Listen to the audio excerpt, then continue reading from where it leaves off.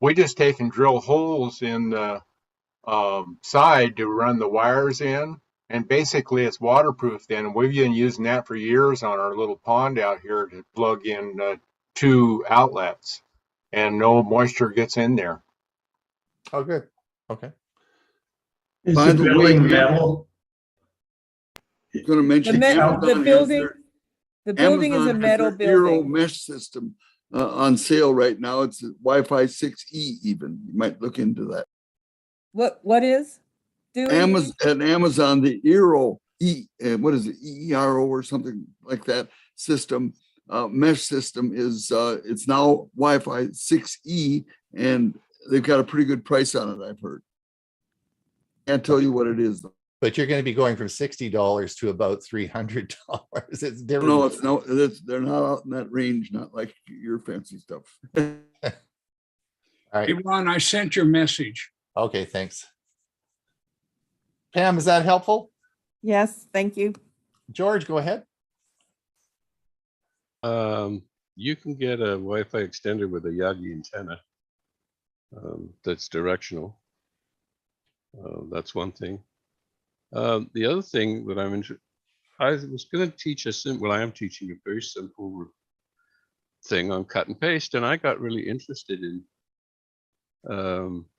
what happens with your passwords when you copy them to the clipboard and then paste them into whatever you're going to need them to. And I use LastPass, and I have passwords in there that are for apps, not for websites. So I do have to copy and paste them. And I'm wondering how secure the clipboard is. I think it's not very secure. I think it's clear text in your computer. So even though I have two-factor authentication and all other kinds of security, I know that on the Mac, the clipboard is encrypted. And I presume that it's encrypted on the Chromebook because unless it's in memory, it could be just in memory, clear text in memory. Anybody gone down this rabbit hole? Well, you can clear the clipboard data. Yeah, but you got to remember to do that. You can pull up the history. If you enable the history, you can pull up the history, and you can go through and individually delete things out of there. And LastPass has a setting where it will clear from the clipboard after a number of seconds that you set. Like if you set it for 30 seconds, it'll clear that clipboard.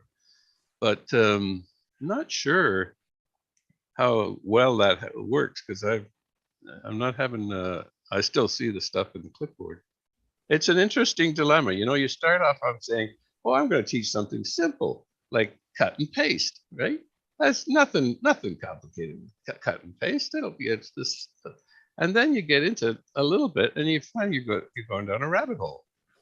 Anyway, that's my comment. Anybody looked into this? I don't know. Bob, do you have any comment on that? Where did Bob go? Well, computers are just ones and zeros. You can't get much simpler than that, but they get pretty complicated from there. Yeah. Looks like there's a few articles on how secure it is, but they're pretty old. Yeah, I don't know if it changed with Windows 10 and yeah.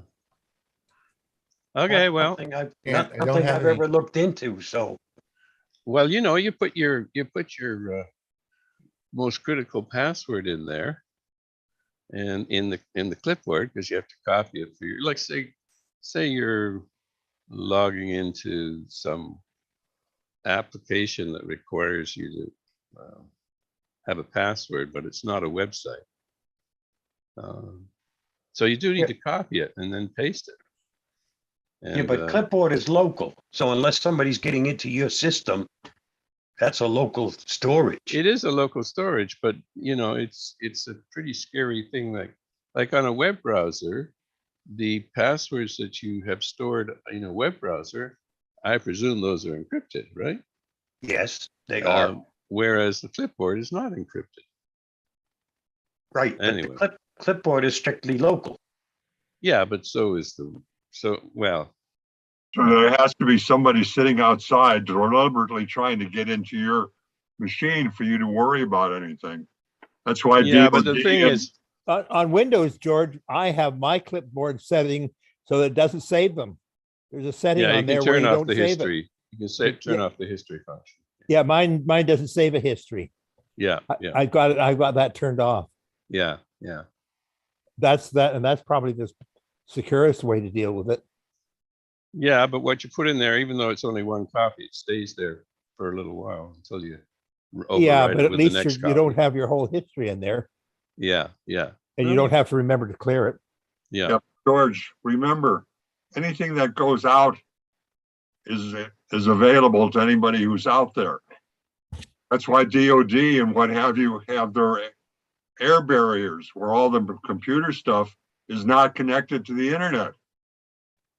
So Windows 11 is quite helpful as well. It allows you to share everything you clip on multiple devices. So it's not quite as local as you might think. Right. Provided you turn that on. And Mhm. if you turn it on, you should be aware of the fact that anyone within a certain range. And you Well, I- they'd have to be on I the know I on have your mine shared turned off. devices. I have mine turned off. I share mine with my computers at home because I have several computers. But I'm also far enough away from any place anyone would get to that they have no access. Okay. Maybe Dorothy, did you- something, Bob, you could go down bring into your classes and stuff. I was just gonna say, I typed the word clipboard in my search box on my Windows 10. And when you go into the settings, there's my clipboard history is turned on, and then there's the sync across devices, which is off, but there's also a button to clear clipboard data. Okay. I just wish it was encrypted while it's Oh, on I the didn't know computer. those settings existed, so I just wanted to comment. All right. Thanks, Well, Dorothy. there's another tip with the pasting as well. Like most people know Control V, right, to paste in what's from Yeah. the clipboard. Yeah. Well, if you use the Windows key and V instead of Control V, you'll get a list of choices of what you've put in the clipboard, not just the latest one. Okay. Yeah, that's useful if you're doing a bunch of editing. Yeah. Yeah. You don't want to be shuffling things around too many times. Right. Thanks, Steve. Murray, go ahead. Yeah, I have a question about Windows 11.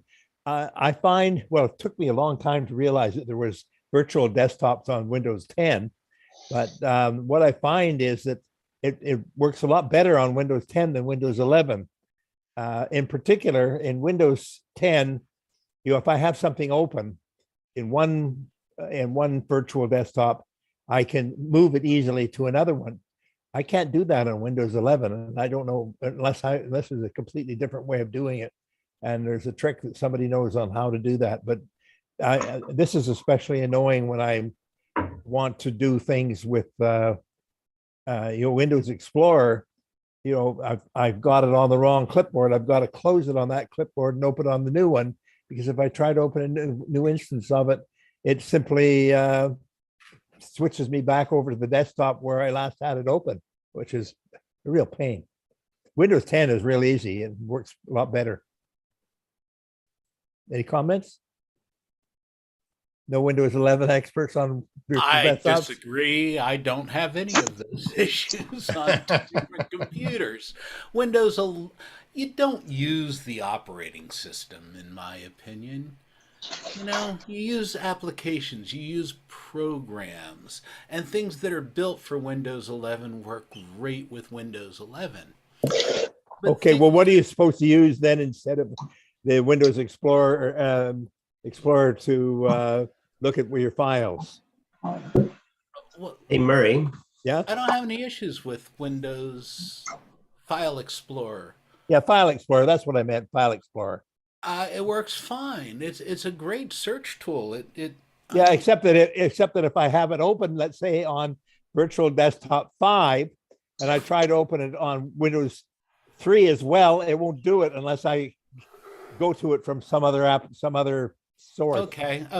I don't get that extreme. I don't have that many things open, and I don't think most people do.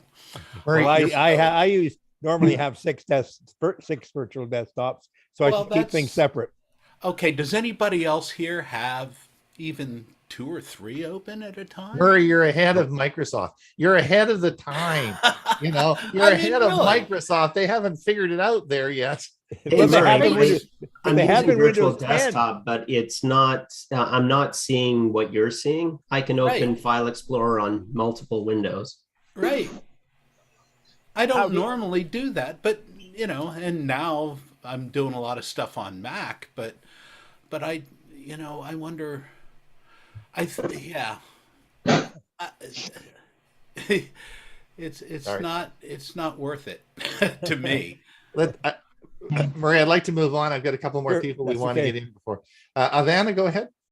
A week or so ago, I asked about the Wise Watch, programming it. It's very easy to program. My problem was, which I didn't state correctly, I couldn't get into the website, into my account.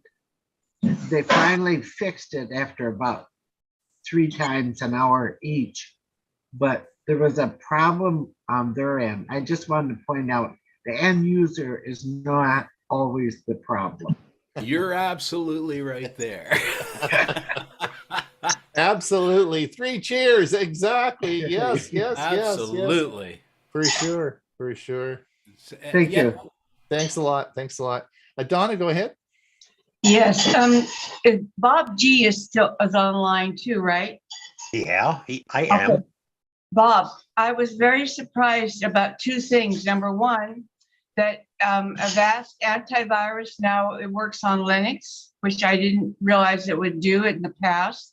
But It only works on Linux. It only works on Linux if you have a corporate version. There is none for the average user. There was way back when, but there hasn't been one. And if you got one, it's a very old version, not at all updated, unless you have their business product. Okay. Well, the other thing that surprised me, I was looking at my iPhone and I saw Avast One. Now, I didn't know. I mean, I didn't install that app. Apparently, it's just there for a VPN. But I was very surprised. It was already in. This is the Apple phone 13. Anyway, I was so surprised to see that there. So I just wanted to touch base with you. I'm assuming I have to go sign up and get a key and da. But Avast One works on anything that connects to the internet. Windows, Mac, Android, iOS, you name it, it works on it.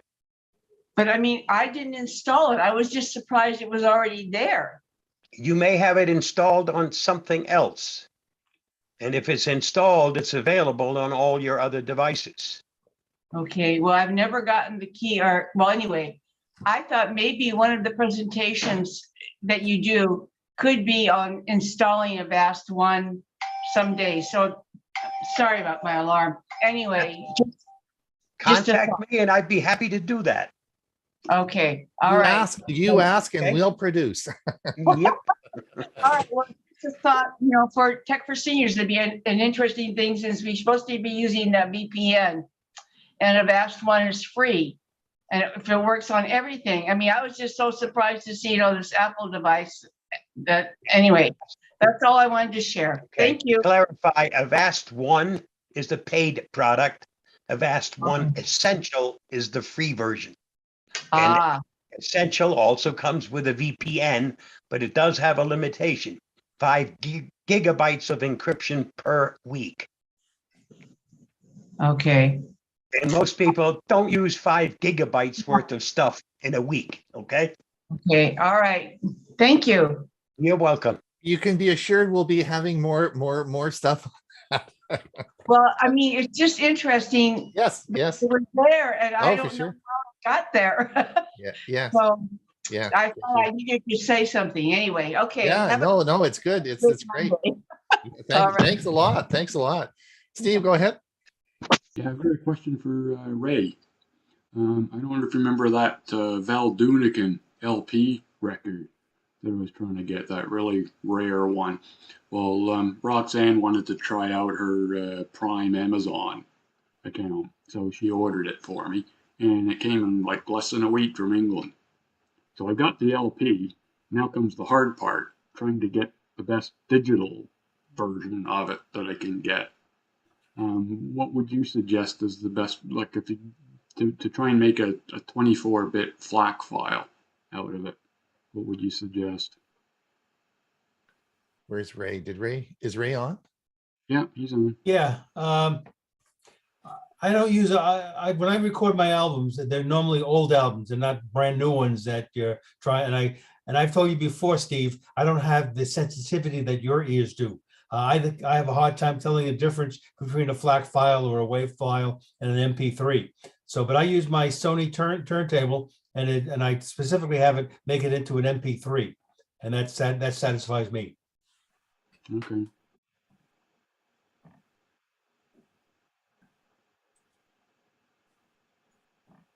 Well, this one that showed up, I've never seen this thing as pristine as this one. It's a near mint condition. The one I had had been worn so much you could practically see through it. There you go. I'm putting in the chat the link for today's premiere service. We'll talk about that in a minute. But I just put it in the chat for everyone. Ron, where's Hewie? I'm going to talk about that in a minute. Okay. Okay. I'll let everyone know about that in a second.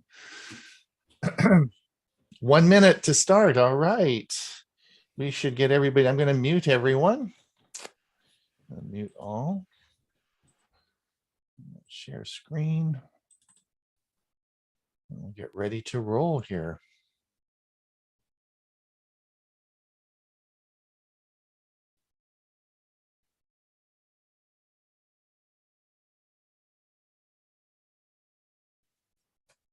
A minute goes by slowly.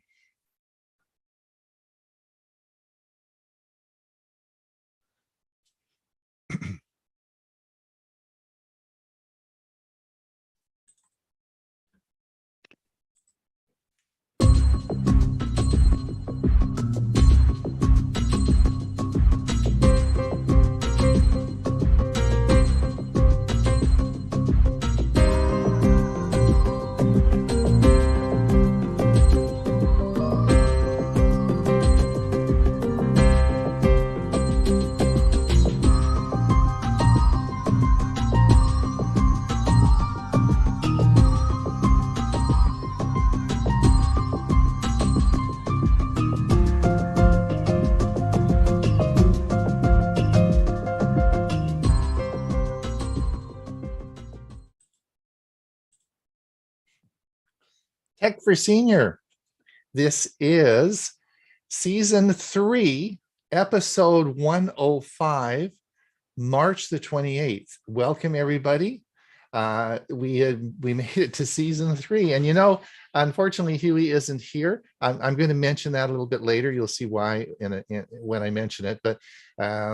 But season 3, 105 episodes later, amazing. We had our big celebration for our 100th, so I'm not going to dwell on that today, but just let you know that it is a milestone, and we're sort of excited about it. At least I am anyway. I want to welcome everybody here today. We have 75 people in the audience. It's your enthusiasm that keeps us going. It is, and I wanted today to say that after 2 years, it's really important. I listened to a radio broadcaster, as you all know, called Leo Laporte, and I've listened to him for 10 years or so. And Leo answers questions. People phone in. It's a talk show thing, and they phone in and ask him questions. And he, of course, answers their questions. But behind him, he has this huge group of people who are in the chat, and they probably run it off a Discord server, but they're in the chat. So when someone asks him a question, he looks down at his multiple monitors, and there's all these people, these experts, giving him advice on the screen. So he not only just has to know what he knows himself, but he has all this group of people behind.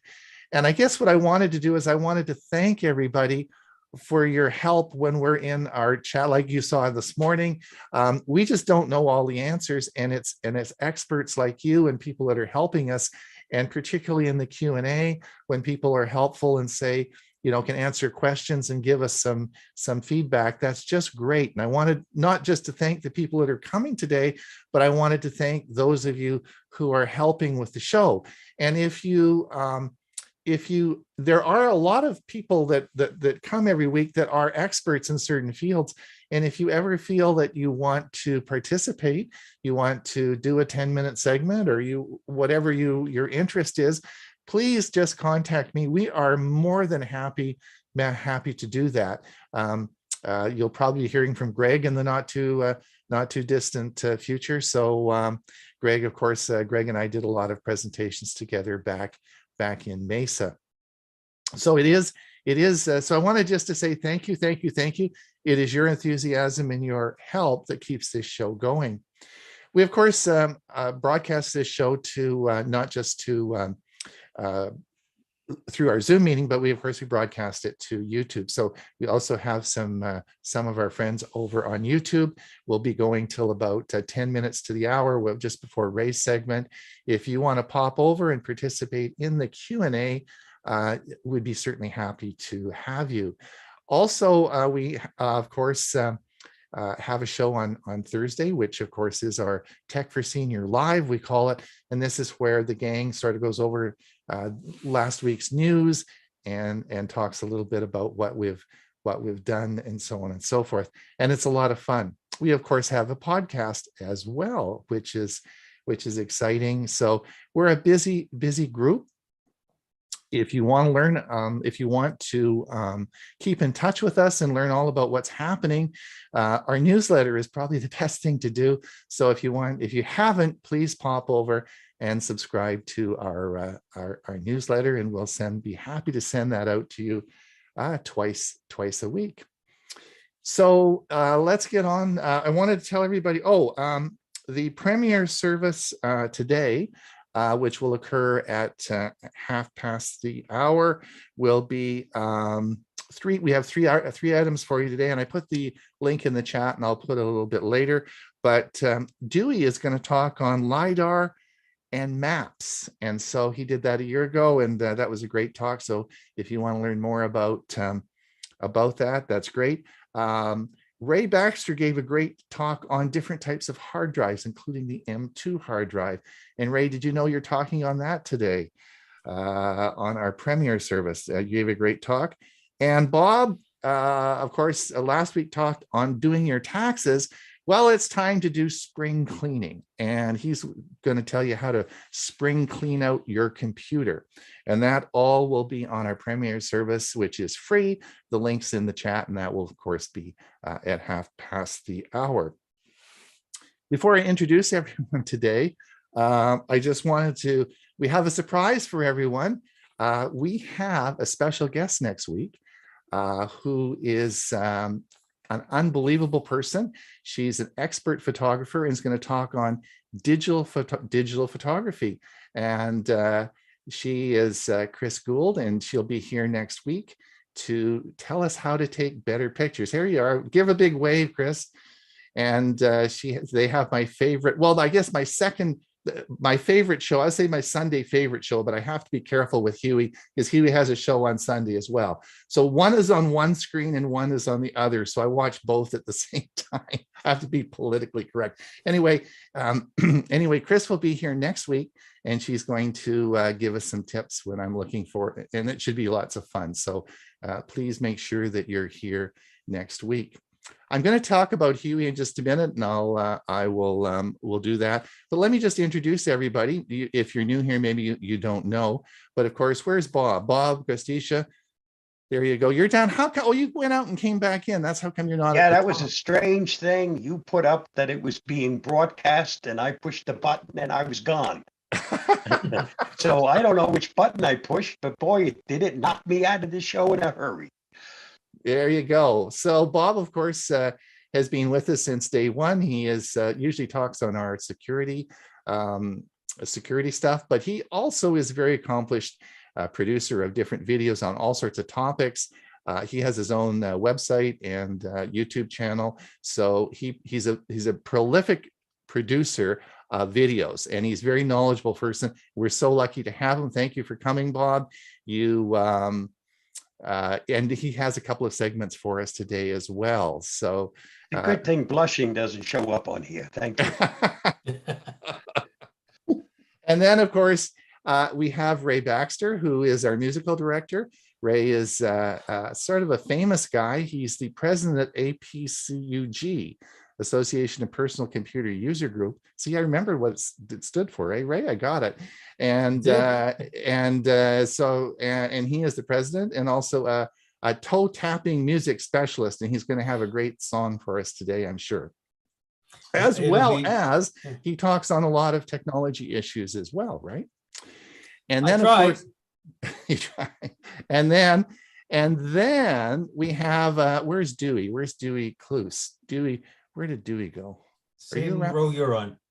Are you on my row? Where did Dewey go? Anyway, Dewey, of course, Dewey's in Mesa. There he is, Mesa, Arizona. Dewey's a longtime friend of mine. We spent a lot of happy hours in our computer club.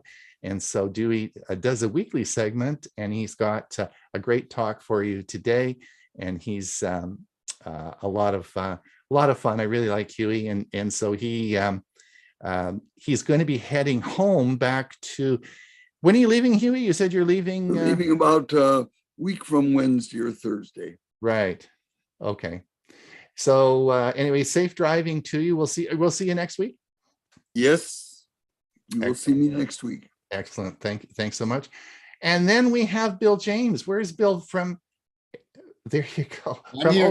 From Oklahoma. Now, Bill, we always kid Bill about being the gadget guy. And of course he does have lots of gadgets for sure, but he's also a very talented fella in that he does a lot of work with APCUG, and he does a lot of teaching, particularly around Windows 10 and Windows 11.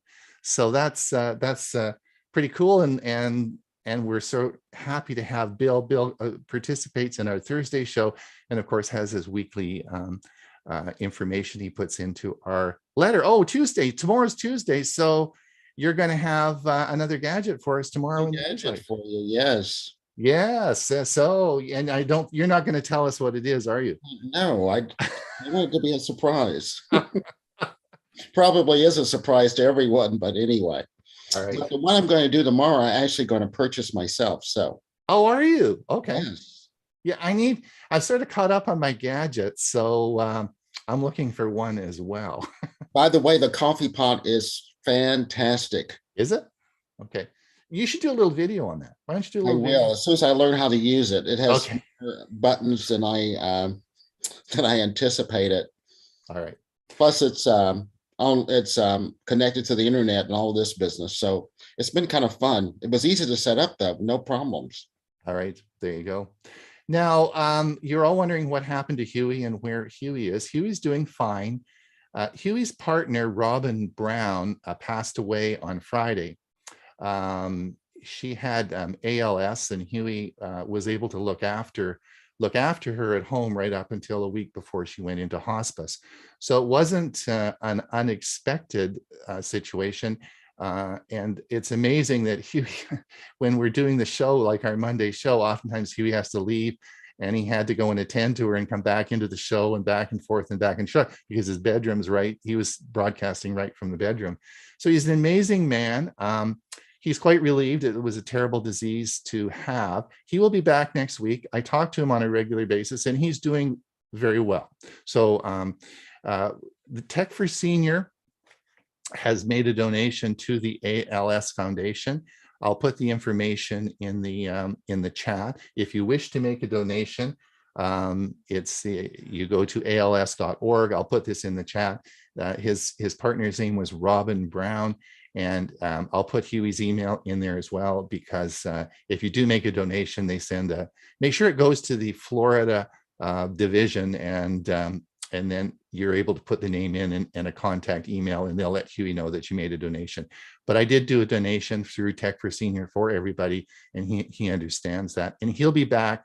He'll be back next week. All right. Where's Bob? Bob, do you want to take it away? Push the right button now. Here is the Avast Security News Roundup for the week ending March 25th, 2022. Businesses brace for impact after hackers claim Okta has been hacked. Okta Inc., Okta.o, whose authentication services are used by companies including FedEx Corp and Moody Corp to provide access to their networks, said on Tuesday that it had been hit by hackers and that some customers may have been affected. The scope of the breach is still unclear, but it could have major consequences because thousands of companies rely on San Francisco-based Okta to manage access to their networks and applications. Okta's statement follows the posting of a series of screenshots of Okta's internal communications by a group of ransomware-seeking hackers known as Lapses on their Telegram channel late on Monday. Lapses is a relatively new entrant to the crowded ransomware market, but has already made waves with high-profile hacks and attention-seeking behavior. Read more at PC Mag.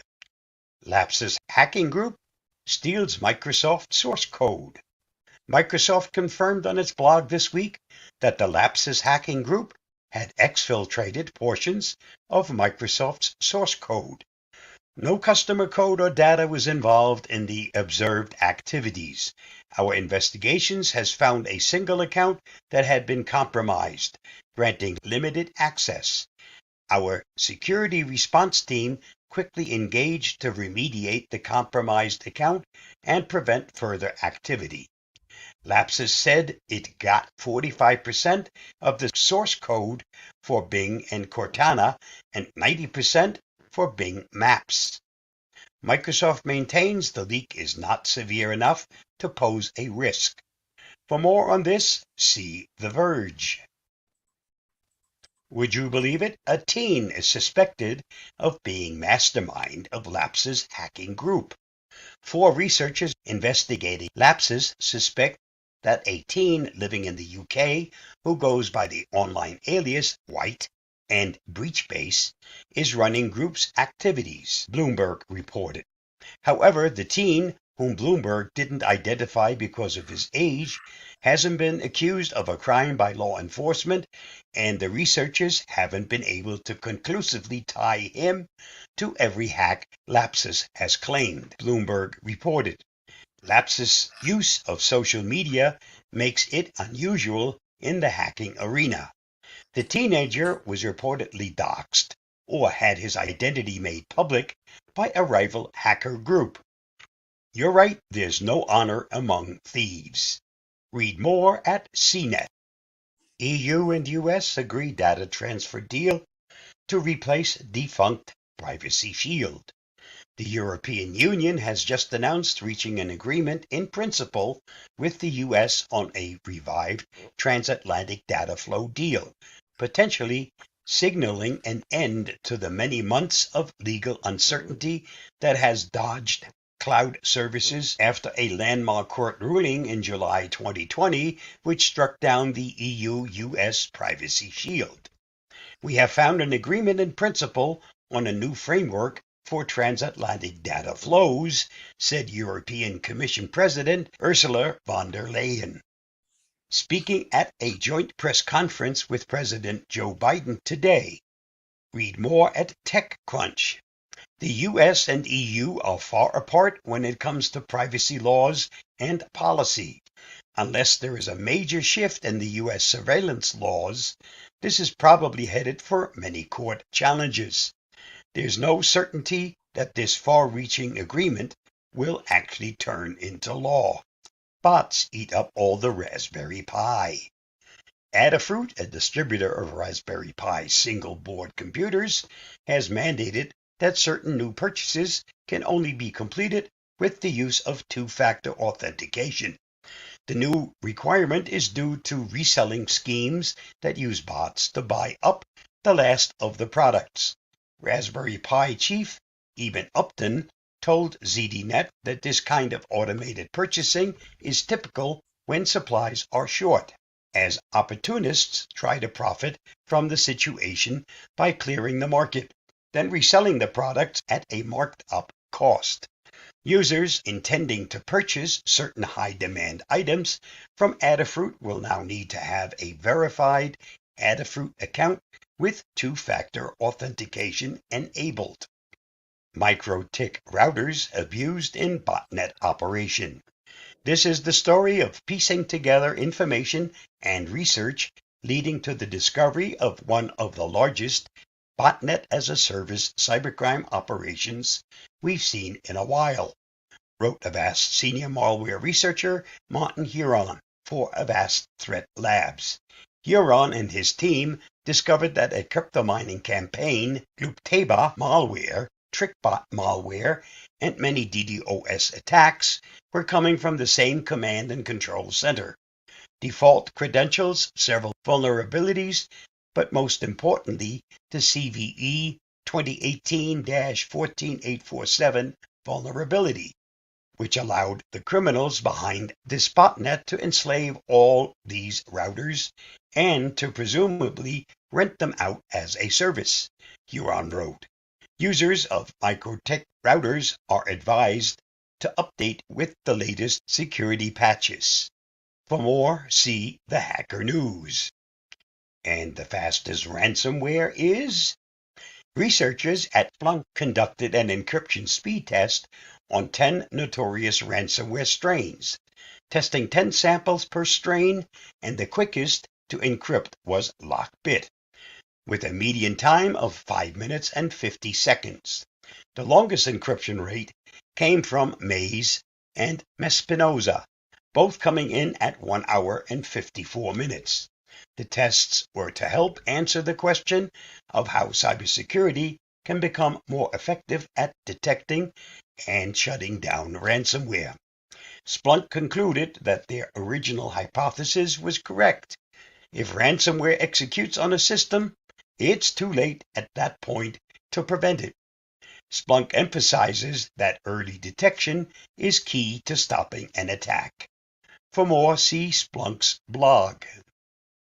This week's must-read on the Avast blog. Avast researchers have found password stealer malware disguised as a private Fortnite server, where users can meet for a private match and use skins for free. The malware is being heavily propagated on communications platform Discord. Read the article at the following link. And that wraps up this week's Avast Security News Roundup. Stay safe, stay secure, and I'll see you again next week. Bye-bye. If you enjoyed the video, don't forget to like, subscribe, share, and get involved. So it was kids that did it. Yep, amazing, isn't it? Well, the only thing I've got to say to that is obviously the security software wasn't that good. I mean, I can't believe those kids are that good. Anyway, you'd be surprised. Unbelievable. Eh? All right, let's see what Dewey has to say today. Hey, wait, Ron. The kids are smart because they listen to the show. Yeah, yeah, right. Hopefully. Let's see what happened. There we go. Good morning, friends. I'm Dewey, and my Tech Talk topic for today is why USB-C isn't yet universal. 2 weeks ago, my Tech Talk topic was USB-A to USB-C, a deep dive into differences. It was a journey into USB ports and cables from its modest beginning nearly 20 years ago to the versatile USB-C ports that are common today. Depending on configuration, USB-C ports and cables can transmit data up to 40 gigabits per second or carry power up to 100 watts or display video at up to 8K resolution. Notice that I use the word or rather than and. My deep dive into USB-C perhaps left the impression that this is indeed the vaunted connecting technology of our age. That was until I read a very recent article in ReviewGeek.com titled, "Why USB-C Isn't the One Port to Rule Them All Yet." Having one standard connector to power and charge all of your USB devices would make life a lot easier. And though USB-C is a strong candidate for the universal port title, it isn't there yet, claimed author Dave McQuilling. Barrel jacks are still seen on laptops for connecting power supplies, and Apple's Lightning connectors haven't yet faded away for reasons ranging from cost to practicality to safety concerns. So what are the shortcomings of USB-C, and what are the challenges it needs to overcome on its path to universality? Well, let's explore. For starters, all USB-C ports and connectors look very much the same. However, two different USB-C ports or connectors can have vast differences in properties as well as quality. Also, to receive all of the benefits of USB-C, ports and cables need to use the USB 3.2 standard, if not already using USB 4. USB 4, what's that all about?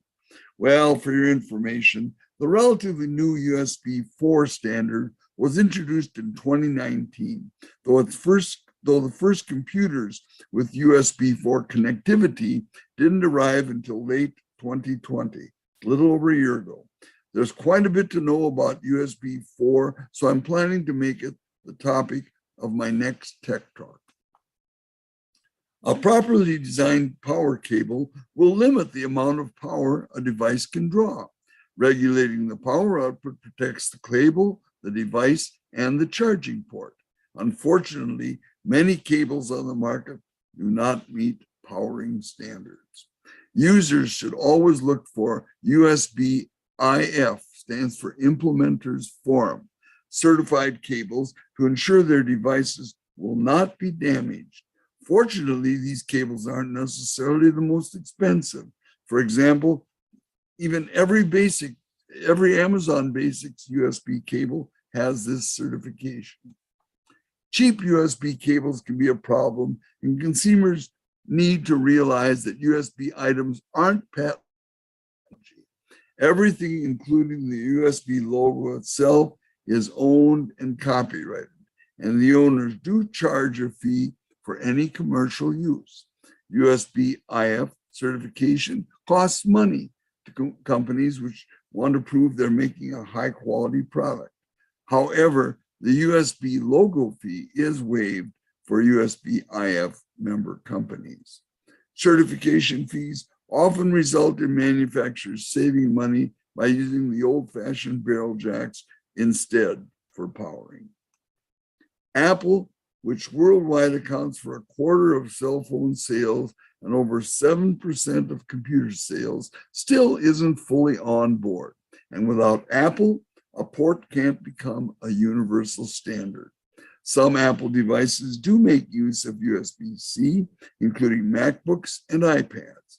However, several of their smaller devices, like iPhones, still use Apple's Lightning connector instead. Apple is avoiding the switch for several reasons, including profit, since it receives $4 royalty from every Lightning cable manufactured and sold. Also, it's speculated that Apple won't make the switch because of waterproofing concerns and because it would give them less overall control over their devices' designs. Despite the EU proposal to make USB-C standard, that's the European Union proposal, to make USB-C the standard connector on the continent, Apple might opt to drop charging ports entirely, despite occasional rumors of adopting USB instead. Odds, however, are tilting toward Apple just continuing to use their MagSafe charging system, which you see to the right. Regarding power delivery, most devices could be powered by USB-C's 100-watt, 6-amp maximum power delivery. Nevertheless, there are devices like high-end laptops, speakers, and displays which require power levels beyond USB-C's 100-watt maximum. Of course, manufacturers of such devices normally include an appropriately sized power supply, and consumers needing a replacement or additional power supply for their device should always wisely choose an OEM part and resist buying an aftermarket part. I had a bad experience once with an aftermarket power supply, so I can verify that. Issues and confusion regarding USB-C are mostly the result of trying to bridge the gap between older USB connectors and current cutting-edge types. Hopefully, this situation will improve as the USB 4 standard comes into wider use. USB 4 uses only USB-C type cables and connectors, so the old, nearly obsolete USB type A cables and connectors may start being phased out. Change doesn't happen overnight, but the move to USB 4 with USB type A slowly sailing off into the sunset will certainly be a game changer. Well, that's my tech talk story for today, and I am sticking with it.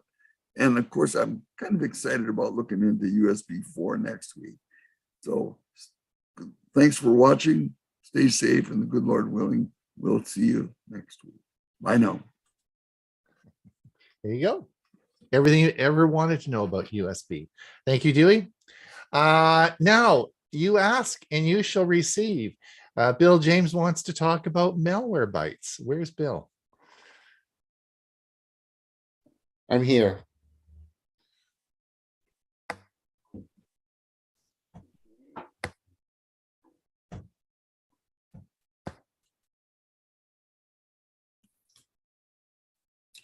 Malware bytes, free and premium. Hold it, Bill. We can't see We're it. not seeing anything. We're not seeing anything.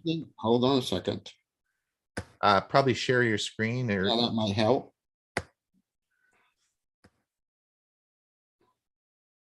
there you go. We can see you. There you go. Malware bytes, free and premium. What's the difference? Well, Malware bytes anti-malware is a great security tool that's particularly effective against potential unwanted programs, which are called PUPs, P-U-P-S, and other nasty software traditional antivirus programs don't deal with. But it's intended to be used alongside an antivirus and doesn't replace one entirely. If you're using Malwarebytes anti-malware, you should be running it alongside a primary antivirus program to keep your computer in tip-top security shape. But traditional advice is not to run two anti-malware programs at once. Here's how to thread that needle.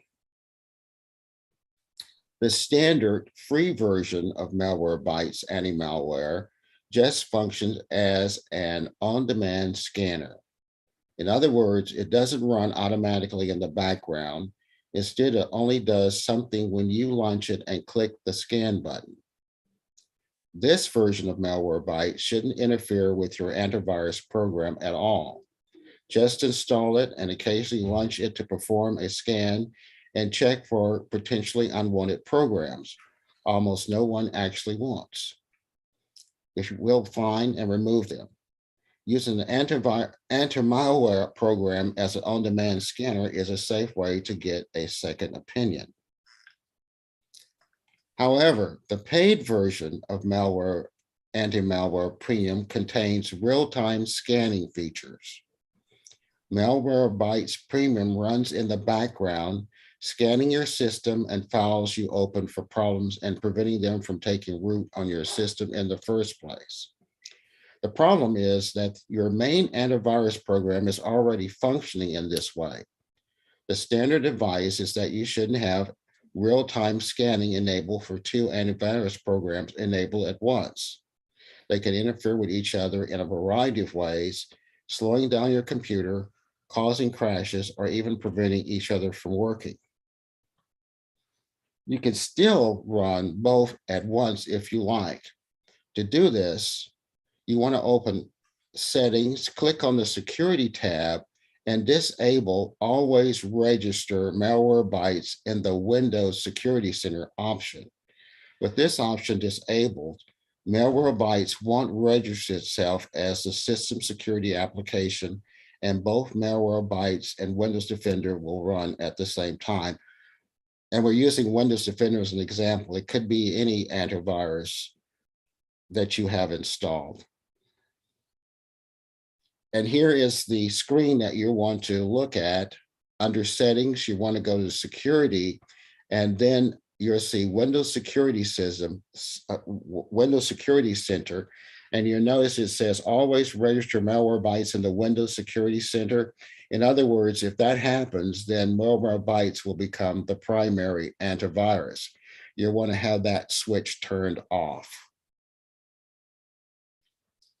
Now, if you want to install the free version as truly free, here's a couple tips.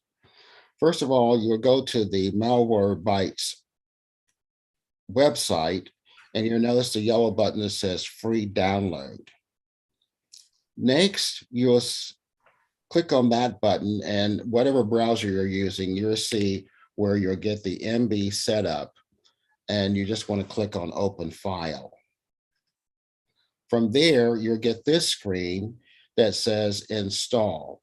Now, you also will notice it has advanced options, but in the case of Malwarebytes, the only options you have is to install it as a desktop icon.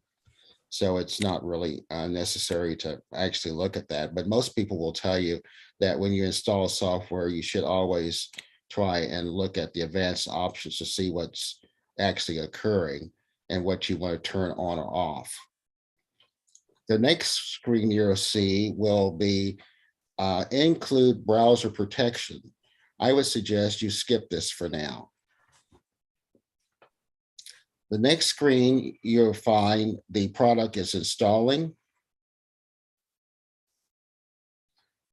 Once it's successfully installed, just click on Done. And then you'll get another screen that says, welcome to your free 14-day premium trial. You notice at the bottom, there's also a place to put your email. That's totally option. So you'll want to go ahead and click Get Started. This will bring you up with the dashboard for Malwarebytes, and you notice it says premium trial. Now, the next thing you want to do, you want to go up to the gear and click on it. And then you want to go to account.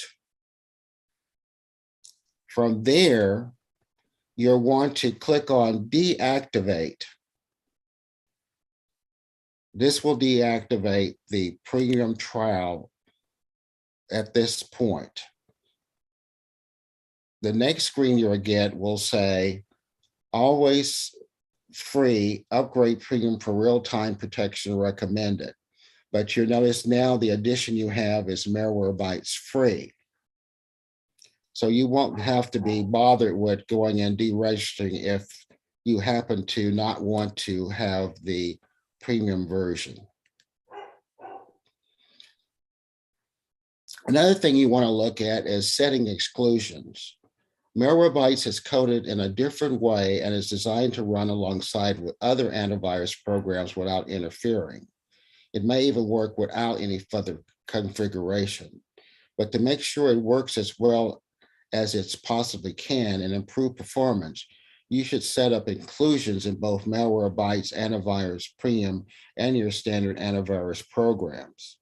To do this in Malwarebytes, you'll want to again go to Settings and select the Allow list and add the folders typically under Program Files containing your antivirus program files.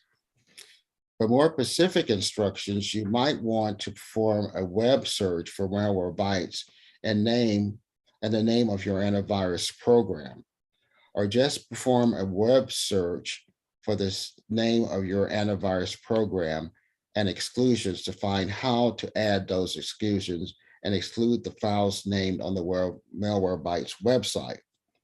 Remember, Malwarebytes is designed to run alongside a normal antivirus program, so you shouldn't have to worry about most of the time, especially if you're just running the free version. However, if you're using the paid version, setting up exclusions can help you avoid problems and maximize your computer performance. Here's some references that you can look at. Those will be included. I will put those in the chat. How to run Malwarebytes alongside another virus was an article that was in High 2 Geeks from Chris Hoffman. That's where I got some material from. And the other one is 5 best antiviruses to use with Malwarebytes config flee. And that's my presentation. Thank you, Bill. We'll get you to unshare. Thanks so much. That clarified that. Hope there might be some questions later on, but in the Sure Q&A, there will be. hopefully that clarified it. That was good. It was very clear, and thanks so much. Bob, where are you? Are you ready to roll? I am.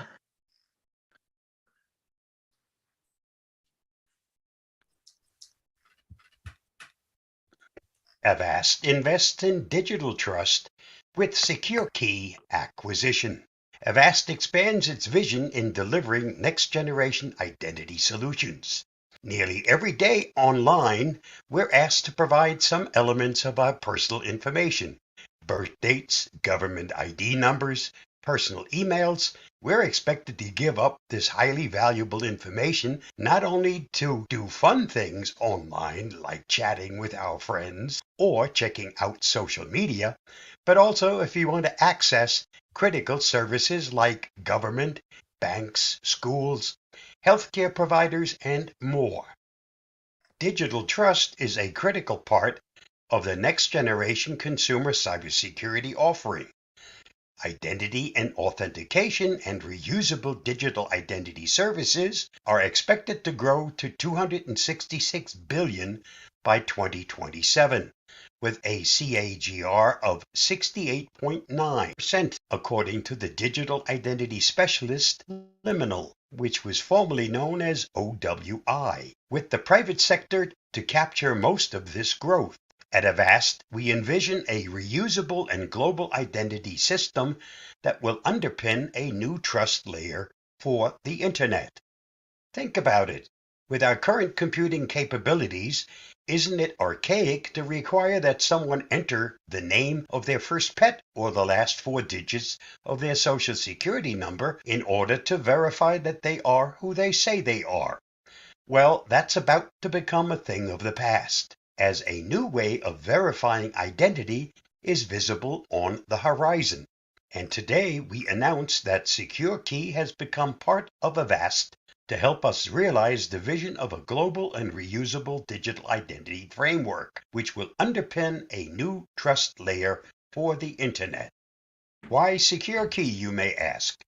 To start, it's a well-established digital identity and authentication company, which has been at the forefront of simplifying access to online services through reusable identities. They've created a way for consumers to privately verify their identities with trusted entities. Think governments, banks, or telecom companies, for example, and then use that digital credential to access other services online. In other words, an e-commerce company could say, okay, we see that XYZ Bank says you are who you say you are. That means we believe it too. This means that consumers don't have to give everyone on the Internet all their personal information, which maps exactly to Avast's vision of enabling greater digital freedom for all Internet users today and in the future through new applications of innovative technology. Avast's aim is to change the balance of trust on the Internet in favor of the individual, not the service provider. Digital identity is the critical enabler of many digital services and Secure Key's success reflects the growing demand for inclusive identity services. Secure Key is already well established in the identity field and brings this proven expertise to Avast. Its digital identity solutions, currently known as Verify.me and Government Sign-In by Verify.me, enable over 200 million secure digital ID transactions per year globally. Their continued investment will support emerging digital identity standards and solutions, including DIDs, which is decentralized identifiers, and verifiable credentials to further empower digital trust networks and ecosystems and enable true user-centric control. Canada is one real-life example of the power of Secure Key's platform and enablement services, and a model that can be duplicated in other geographies across the globe. Secure Key's solutions are now provided in Canada by Interact under an exclusive licensing arrangement. Secure Key's innovations have the potential to revolutionize the way consumers and organizations approach identity and the sharing of personal information in the digital age.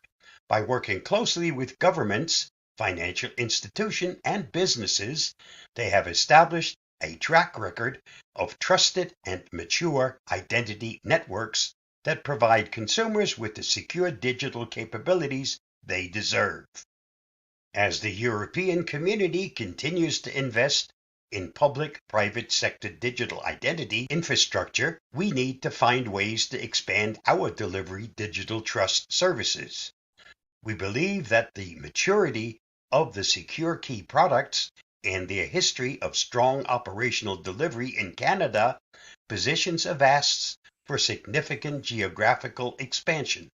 Success for us is where digital identity becomes simpler, user-centric, portable, and enables a more trustworthy digital experience and a deeper online engagement that benefits both people and business. Thanks to Charles Walton for sharing this very informative and important information about Avast's latest acquisition. Stay safe, stay secure, and I'll see you again soon. Bye-bye. Thank you, Bob. Mm-hmm. There you go. All right. I'm just going to share my screen and we're going to talk about PWAs before we get into the music. It's Ron Brown with Tech for Senior. I recently made a video on using Microsoft Office on your Chromebook. This involved talking about a progressive web app. There was some confusion, so I thought I would make another video just to explain what a progressive web app is. So let's have a look at this. Now, most of you are familiar with installing programs. This would be installing a program on a prior Windows version. Now, to install a program on your Windows machine, you'll first get a notification saying, is it okay? And then you say yes, and the program installs. But I want you to think about this as really planting a tree. In other words, you are installing this program into the operating system. In other words, it is going to be installing a bunch of files into the system. And the longer you use it, the tree is going to grow. It's going to have big roots, and it's going to require space. And the more programs you put on your machine, oftentimes the slower it gets. So when you go to remove these big trees now with these big roots, it can be very complicated. And if you remember back in Windows 3.1 and some of the very old Windows versions, they got slow after about a year because of all these extra programs we were putting on there. Now that's got a bit better as we have moved ahead, but you have to remember when you install a program, you are putting a lot of software into the operating system. This, of course, also adds a huge issue with security because this is where viruses can get in to the central part of your operating system. All right, let's look at the native apps that you might find on your Android phone or your Chromebook. These apps install on top of the operating system. The operating system looks up at those apps and says, "You're not touching me, you're not getting in, period." These apps work on the surface of the operating system, and this adds part of the incredible security we find on Chromebooks and Android phones. The apps do not install into the software, and they sit on the surface. So you can delete apps, install and delete them, install them, delete them, because there is no roots to pull out of the operating system. On a Chromebook, we also have sandboxing. What sandboxing means is the apps are limited to their own physical space. They're boxed in. They can't affect other apps that are on your Chromebook. So they are sandboxed just to that space. So they can't go into the operating system, and they can't affect other apps. So when you delete them, they're gone. And you'll find these apps at the Play Store. They easily access your device. They load fast. And they often use part of the hardware capabilities of your device that you're using them on. They are limited to the operating system that you're using and the version.